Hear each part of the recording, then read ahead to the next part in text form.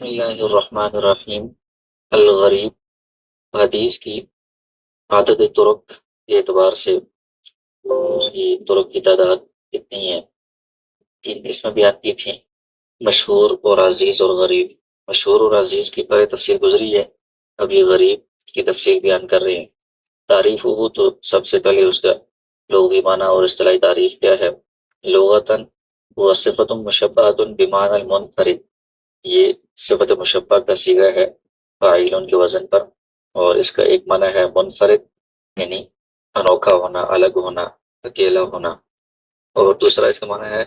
او البعید عن اقاربہ، یہ جو اپنے عزیز و اقارب سے دور ہو، جس کو مسافر کہا جاتا ہے۔ مسافر کو بھی اجنبی جو ہوتا ہے کسی علاقے میں، اس کو بھی غریب کہا جاتا ہے، یہ اس کا لغوی معنی ہے۔ اصطلاحاً حدیث غریب کی تعریف کیا ہے؟ وہ ما ينفرد بروايته راو واحد، وہ ما ينفرد بروايته راو واحد، کہ وہ حدیث کہ جس کی روایت کرنے میں کوئی ایک راوی اکیلا ہو، ٹھیک ہے، تو سب جگہوں پر ایک ایک راوی ہے، یا پھر بعض جگہوں پر ایک ہے، یا کسی ایک جگہ بھی ایک راوی ہے کسی ایک طبقے میں، تو وہ حدیث منفرد غریب شمار ہوگی، مفرد شمار ہوگی۔ طرف التاریخ، آگے اس تاریخ کی تشریح کر رہی ہے۔ أي هو الحديث الذي يستقل بروايته شخص واحد، یعنی وہ حدیث ہے کہ جس کو روایت کرنے میں کسی زمانے میں کوئی ایک شخص اکیلا روایت کر رہا ہو کسی طبقے میں، تو یہ حدیث غریب کہلاتی ہے۔ اما فی کل طبقۃ من طبقات سندی، یا تو کبھی ایسا ہوگا کہ سند کے جتنے طبقات ہیں ہر طبقے میں ایک ایک راوی ہے اس کو روایت کرنے والا، تب بھی یہ غریب ہے۔ او فی بعض طبقات السندی ولو فی طبقۃ واحدۃ، بعض طبقات میں ہو اگرچہ ایک طبقے میں بھی ہے کہ ایک راوی روایت کرنے والا ہے، تب بھی وہ حدیث غریب کہلائے گی۔ ولا تزر زیارت علی واحد فی باقی طبقات السندی، اگر کسی ایک طبقے میں روایت کرنے والا راوی ایک ہے اور باقی طبقات میں زیادہ راوی بھی ہے، تو اس سے غریب ہونے پر کوئی فرق نہیں پڑے گا۔ لأن العبرۃ للأقل، کہ جو اعتبار ہوتا ہے وہ کم تعداد کا ہوتا ہے، کسی ایک طبقے میں بھی اگر ایک راوی ہے تو اسی کے اعتبار کرتے ہوئے اس کو غریب کہا جائے گا، باقیوں میں اگرچہ راوی زیادہ بھی ہو۔ تسمیۃ ثانیۃ لہ، کہتے ہیں کہ ایسی حدیث غریب کا ایک اور نام بھی ہے۔ تو یطلق کثیر من العلماء علی الغریب اسما آخر، بہت سارے علماء غریب کے اوپر ایک اور نام کا بھی اطلاق کرتے ہیں، والفرد، وہ نام کیا ہے؟ فرد، علی انہما مترادفان، اور وہ یہ شمار کرتے ہیں کہ غریب اور فرد دونوں مترادف ہیں، ہم معنی ہے، یہ ایک ہی چیز کے دو نام ہیں، تو وہ ایک ہی حدیث کے اوپر فرد کا بھی اطلاق کرتے ہیں، غریب کا بھی اطلاق کرتے ہیں۔ تو اکثر علماء کی رائے یہی ہے، لیکن وغیر بعض العلماء بینہما، بعض علماء وہ ان کے درمیان تھوڑا فرق کرتے ہیں کہ یہ دونوں مختلف چیزیں ہیں۔ جعل کل منہما نوعا مستقلا، یہ دونوں الگ الگ نوع ہیں۔ لیکن الحافظ ابن حجر یعدہما مترادفین لغۃ و اصطلاحا، علامہ ابن حجر رحمہ اللہ نے ان دونوں کو لغوی اعتبار سے بھی اصطلاحی اعتبار سے بھی مترادف قرار دیا ہے کہ یہ دونوں ایک ہی چیز کے دو نام ہیں۔ الا انہ قال، البتہ انہوں نے کہا ہے کہ ہے تو اصطلاحی اعتبار سے تعریف میں تو دونوں برابر ہیں، مترادف ہیں، لیکن استعمال کے اعتبار سے ان میں انہوں نے فرق بتایا ہے۔ ان اہل الاصطلاح غایروا بینہما من حیث کثرت الاستعمال وقلتہ، کہ کس چیز میں وہ زیادہ استعمال کون سا لفظ کرتے ہیں، استعمال کے اعتبار سے تھوڑا سا ان میں فرق ہے، ورنہ ان کی تعریف ہے کہ یہ مترادف ہیں۔ الفرد اکثر ما یطلقونہ علی الفرد المطلق، تو اکثر جو آگے دو قسمیں آ رہی ہیں، ایک غریب مطلق ہے اور ایک غریب نسبی ہے، یا فرد مطلق یا فرد نسبی، تو جو مطلق والی قسم ہے اس پر وہ فرد کا لفظ زیادہ تر استعمال کرتے ہیں، اور جو نسبی والی قسم ہے اس کے اوپر وہ غریب کا لفظ زیادہ تر استعمال کرتے ہیں۔ تو یہ استعمال کے اعتبار سے تھوڑا سا فرق ہے، ورنہ تعریف میں وہ کہتے ہیں کہ فرد اور غریب دونوں مترادف ہیں۔ اقسام ہو، تو اس کی آگے غریب حدیث جو ہے اس کی اقسام بیان کر رہے ہیں۔ تو غریب حدیث کی اس اعتبار سے کہ اس کے اندر تفرد کہاں پر ہے، وہ راوی جو اکیلا ہے وہ کہاں پر ہے، اس جگہ کے اعتبار سے پھر غریب حدیث کی دو قسمیں بنتی ہیں، ایک غریب مطلق ہے اور ایک غریب نسبی ہے۔ غریب مطلق یا اسی کو فرد مطلق بھی کہا جاتا ہے، اس کی تعریف پہلے بیان کر رہے ہیں۔ وہ ما كانت الغرابۃ فی اصل سندہ، ای ما ينفرد بروایتہ شخص واحد فی اصل سندہ، کہ جس کی سند کی جو اصل ہے، بنیاد ہے، جو جس میں صحابی ہوتے ہیں وہاں پر اس کے اندر غرابت ہو اور روایت کرنے والا ایک صحابی ہو تو اس کو غریب مطلق یا فرد مطلق کہا جائے گا۔ مثال اس کی مثال ہے حدیث انما الاعمال بالنیات تفرد به عمر بن الخطاب رضی اللہ عنہ، تو اس کو جو اس کی صنعت ہے اس کی جو اصل ہے بنیاد وہ صحابی کا جو طبقہ ہے اس میں حضرت عمر بن خطاب رضی اللہ عنہ اس کو روایت کرنے میں متفرد ہیں، اکیلے ہیں۔ پھر بعد میں پھر یہ تفرد بعض اوقات آگے بھی چلے گا اور بعض اوقات آگے جا کر تفرد ختم ہو جائے گا، لیکن شروع والا جو طبقہ ہے پہلا صحابی والا اس میں اگر ایک راوی ہے تو اس کو غریب مطلق یا فرد مطلق کہا جائے گا۔ وقد يستمر التفرد الى آخر السند، بعض اوقات یہ تفرد آگے بھی چلے گا تابعی تبع تابعی کے زمانے میں بھی۔ وقد يرويه عن ذلك المتفرد عدد من الرواة، بعض اوقات ایسا ہوتا ہے کہ پہلے جو راوی ہیں صحابی وہ تو متفرد ہیں لیکن ان سے آگے روایت کرنے والے کافی زیادہ بڑی تعداد میں ہوتے ہیں، تب بھی وہ اصل سند کے اندر تفرد ہے تو اس کو غریب مطلق یا فرد مطلق کہا جائے گا۔ الغریب النسبی او الفرد النسبی، دوسری قسم غریب نسبی یا فرد نسبی ہے۔ تعریف اس کی تعریف کیا ہے؟ وہ ما كانت الغرابۃ فی اثناء سندہ، کہ اس کی سند کے درمیان میں کسی جگہ پر غرابت ہے، کوئی راوی روایت کرنے والا متفرد اکیلا ہے۔ ای ان یرویہ اکثر من راو فی اصل سندہ، یعنی سند کی جو بنیاد ہے صحابی والا جو طبقہ ہے اس میں تو ایک سے زائد راوی اس کو روایت کر رہے ہیں۔ ثم ينفرد بروايته راو واحد عن اولئک الرواة، پھر آگے جا کر کسی طبقے میں درمیان میں ان روات سے کوئی ایک راوی روایت کرنے والا ہوتا ہے،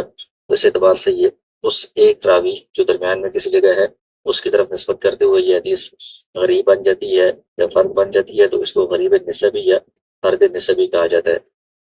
مثالہ اس کی مثال دی ہے حدیث مالک عن زہری عن انس رضی اللہ عنہ ان النبی صلی اللہ علیہ وسلم دخل مکہ وعلی رأسہ المغفر، تو نبی صلی اللہ علیہ وسلم جب مکہ مکرمہ میں داخل ہوئے تھے فتح مکہ کے موقع پر تو آپ کے سر کے اوپر مغفر تھا، یعنی جو بڑی ٹوپی ہوتی ہے جنگ کی حالت میں جو پہنتے ہیں۔ بہرحال یہ جو حدیث ہے اس کے بارے میں کہتے ہیں تفرد به مالک عن الزہری، شروع میں تو حضرت انس رضی اللہ عنہ کے ساتھ اور بھی صحابی اس کو روایت کرنے والے موجود ہیں، اور ان سے نیچے جو ابن شہاب زہری ہیں ان کے ساتھ بھی اور راوی بھی ہیں، لیکن امام مالک رحمہ اللہ والا جو طبقہ ہے اس میں امام مالک رحمہ اللہ زہری سے روایت کرنے میں اکیلے ہیں، متفرد ہیں، تو ان کی طرف نسبت کرتے ہوئے یہ حدیث غریب کہلائے گی، تو یہ غریب نسبی یا فرد نسبی ہے۔ سبب التسمیہ، کہتے ہیں کہ یہ جو نسبی کا نام دیا ہے اس کی وجہ کیا ہے؟ سمیہ هذا القسم غریب النسبی، اس کو غریب نسبی اس لیے کہا جاتا ہے لأن التفرد وقع فيه بالنسبة إلى شخص معین، کیونکہ اس میں سند کی ابتدا میں تو تفرد نہیں تھا، بیچ میں کسی ایک متعین شخص کی طرف نسبت کرتے ہوئے اس میں تفرد آ جاتا ہے، اس لیے اس کو نسبی کہا جاتا ہے۔ من انواع الغریب النسبی، پھر کہتے ہیں کہ جو غریب نسبی ہے حدیث غریب کی جو دوسری قسم ہے، پہلی تو مطلق ہے اس میں تو یہ تھا کہ سند کی ابتدا میں یعنی صحابی والے طبقے میں تفرد ہو، دوسری جو ہے وہ درمیان میں کسی جگہ تفرد ہو، غریب نسبی، اس کی پھر آگے مختلف اقسام بنتی ہیں، مختلف صورتیں بنتی ہیں۔ ہناک انواع من الغرابت اور التفرد، کہتے ہیں کہ تفرد یا غرابت کی کئی صورتیں ہیں، يمكن عدها من الغریب النسبی، ان مختلف صورتوں کو بھی ہم غریب نسبی میں شمار کر سکتے ہیں۔ لأن الغرابت فيها ليست مطلقة، کیونکہ ان کے اندر جو غرابت ہے اکیلا ہونا یا تفرد ہونا ہے وہ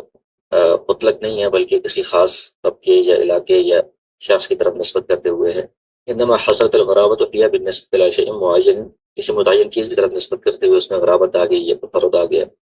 وهذه الانواع هي، وہ اقسام یہ ہیں، یہ صورتیں یہ ہیں۔ تفرد ثقۃ بروایت الحدیث،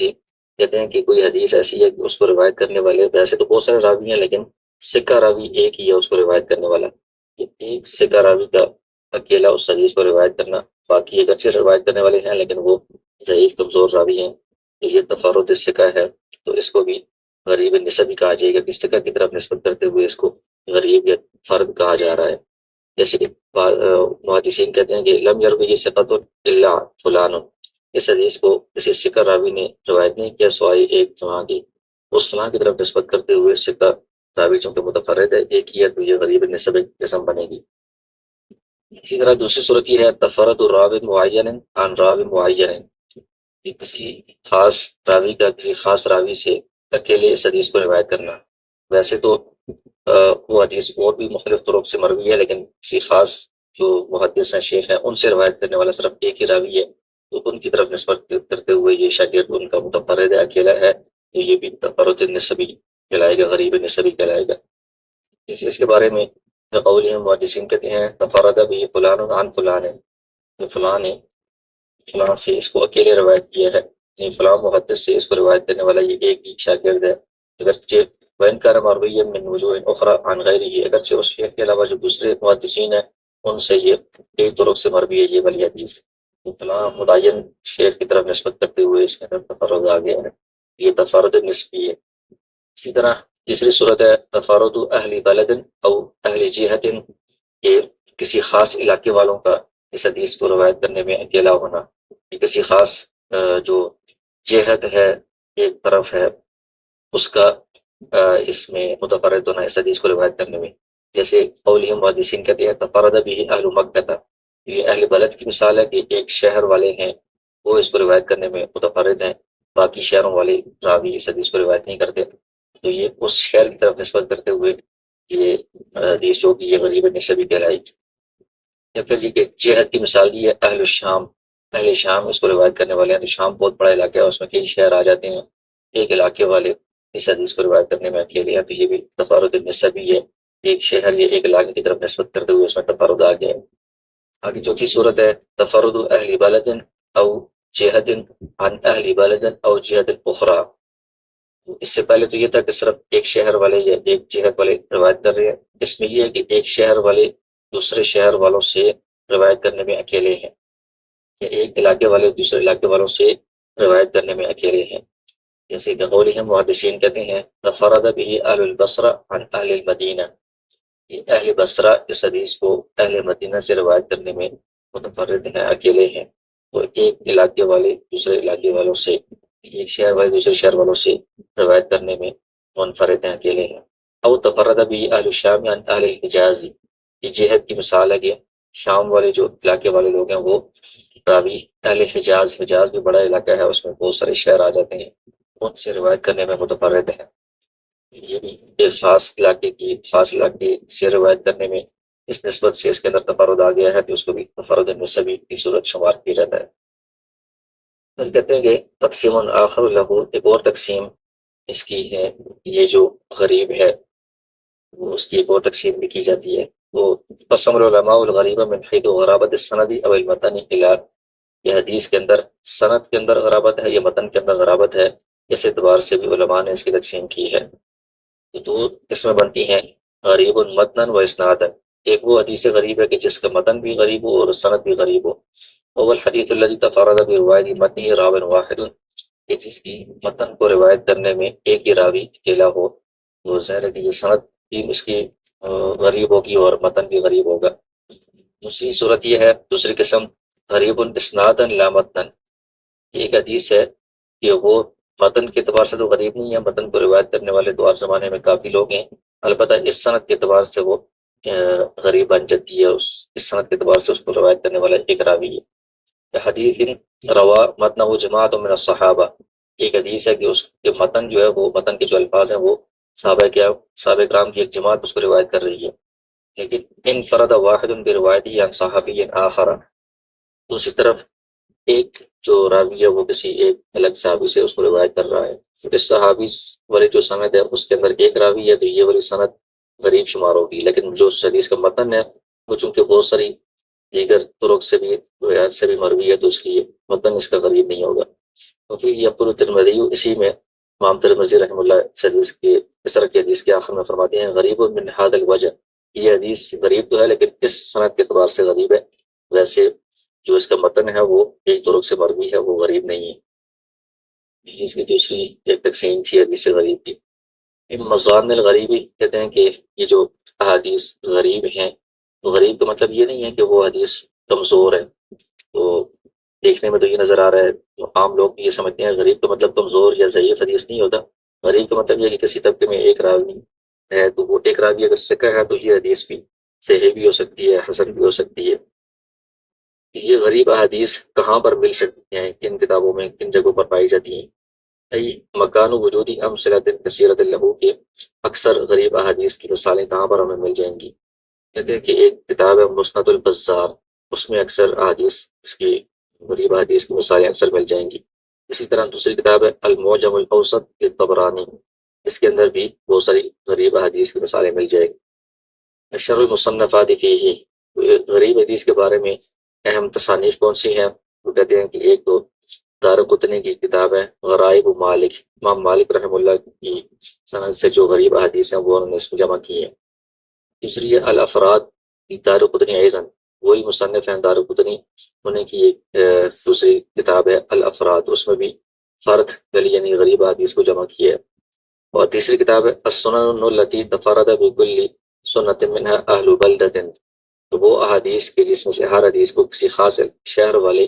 روایت کرنے میں متفرد ہو، ان حدیث کو اس میں جمع کیا ہے۔ یہ امام ابو داؤد سجستانی رحمہ اللہ کی کتاب ہے۔